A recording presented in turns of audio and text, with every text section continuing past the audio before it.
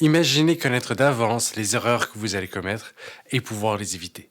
C'est ce que nous allons voir. C'est l'essai Joseph, le témoin oculaire, et je vois que parfois, il nous arrive d'être hantés par les erreurs du passé. Moi, ça m'arrive de regretter d'avoir dit ou fait quelque chose, ou au contraire, de ne pas avoir dit ou fait quelque chose. Parfois, ça peut être aussi simple que d'avoir raté une blague il y a 10 ans ou quelque chose de plus récent, comme d'être arrivé en retard ce matin. Pour m'aider, j'écris dans un journal. Je trouve que c'est très utile de pouvoir déverser ses réflexions, ses idées, ses problèmes et ses solutions sur un support physique et manuscrit. Ça aide à clarifier les choses. Je me trouve plus sage après avoir écrit dedans. Ça me prépare pour l'avenir, mais si je vivais dans un monde où c'était possible d'envoyer son journal dans le passé, je pourrais éviter des erreurs, je pourrais optimiser des événements, je pourrais améliorer ma vie.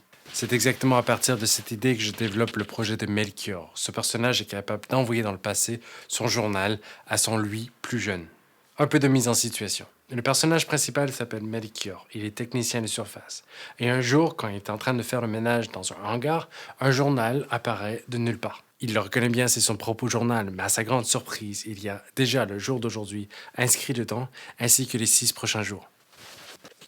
Au départ, il n'y croit pas, mais il va vite devoir se rendre compte que 1. Le journal prédit bien l'avenir et 2. S'il n'est pas l'avenir que le journal prédit, il peut ne pas suivre le journal et ainsi modifier les résultats. Son journal lui dit 3 règles. Lire le journal du futur et prendre des décisions en connaissance de cause. Écrire un nouveau journal pour l'envoyer dans le passé.